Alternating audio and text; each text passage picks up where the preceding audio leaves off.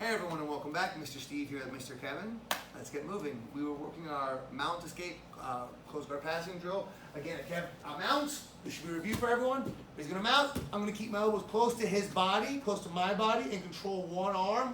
I look after I plant to the outside, drive with my hips over. Mr. Kevin has to make sure to do a good break before he's going to land on his shoulder or hit his head. But I drive to the side. As he goes over, he closes his guard. I'm going to posture straight up. Connect the lapels. Get a grip off either the belt or below the hips. Rotate my hips. Sit my weight back to break. Once I break, I pass first to side control. And then to mount.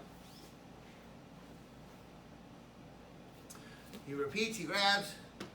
Over edge. I close my guard. He breaks. Slides. Side control, then mount. We'll do this, and then we'll do our guard replacement drill for a minute each. All right? Echo, play.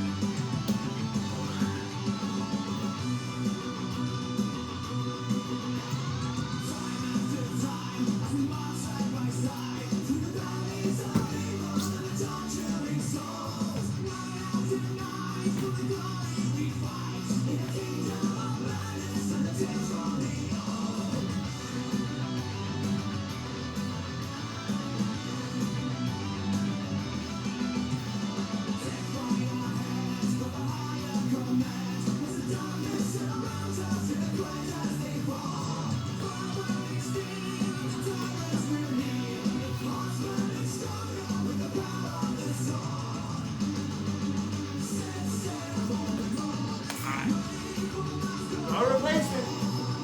1 minute. Put my feet to the side, they plant. He takes his hips out. Replaces it. 1 minute. Let's go. Hands to exit opposed. So he's not holding. Step on it.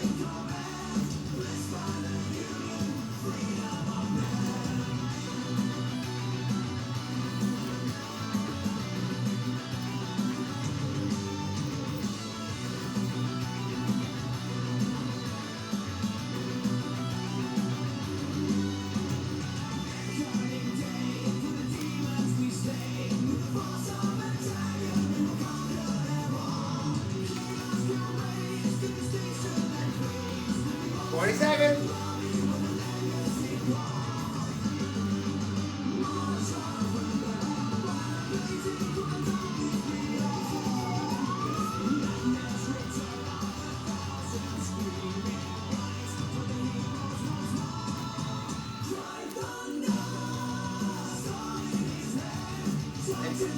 Echo. Echo. Pause. So.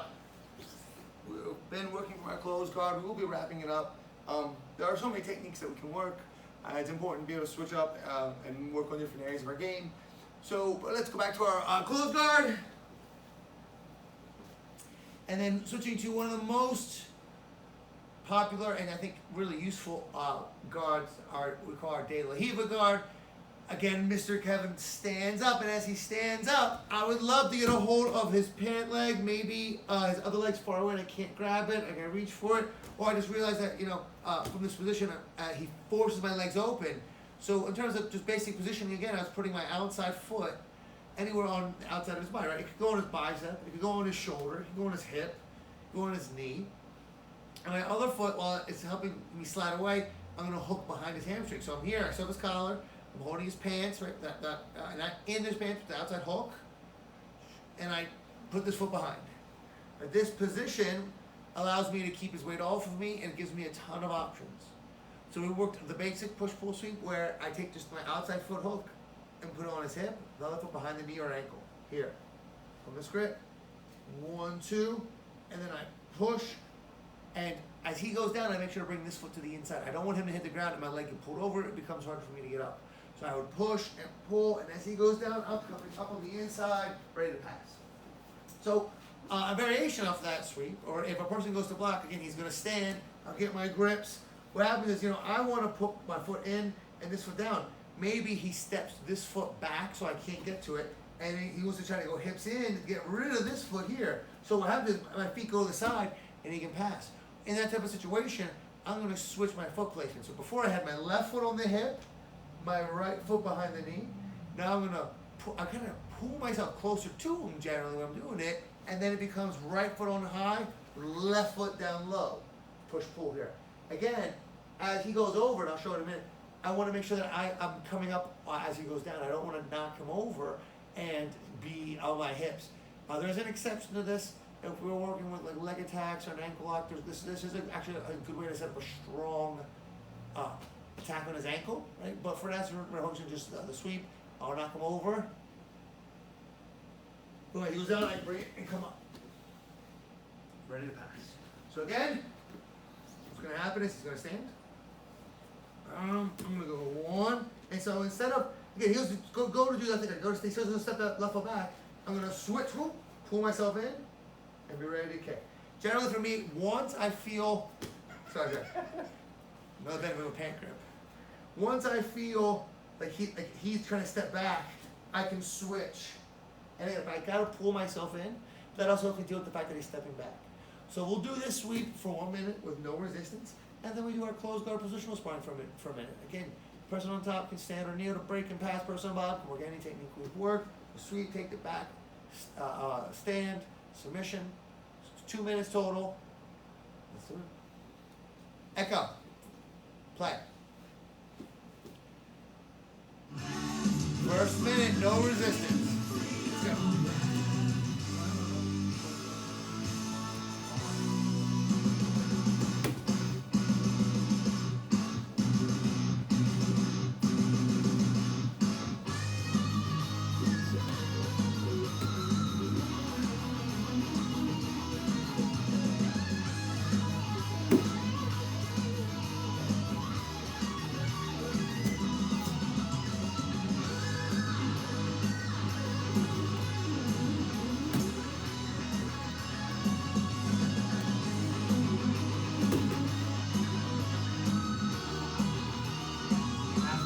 Halfway through the first minute.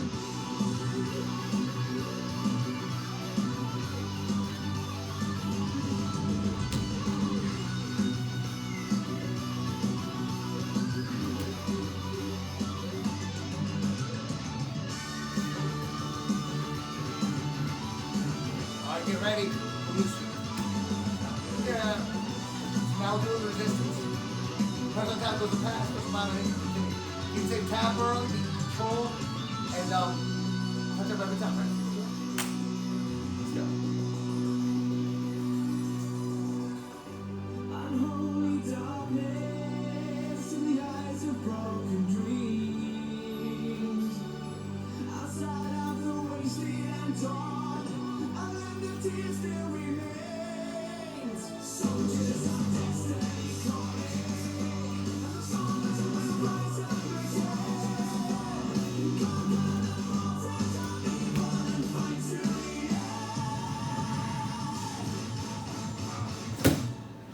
Cry thunder,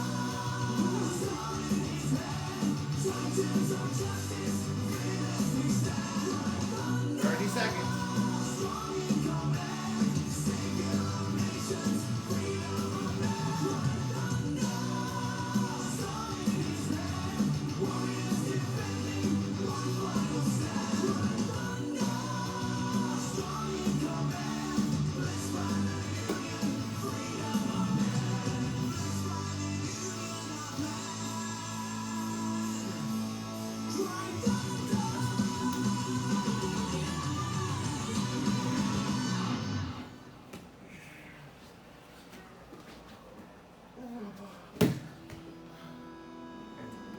Echo!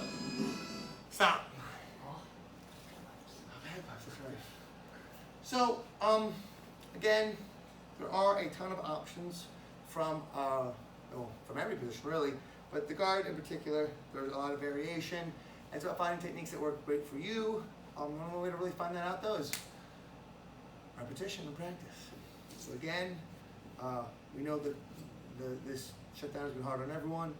Hopefully it's coming to an end really soon. And again, as I know I say every time, we really just can't wait to see everyone for real on the mats. So hope everyone's well, hope everyone's healthy, hope everyone's having fun. And we will hopefully see everyone soon. Stand up on your feet. Stand up straight. In a sign of respect, we'll bow.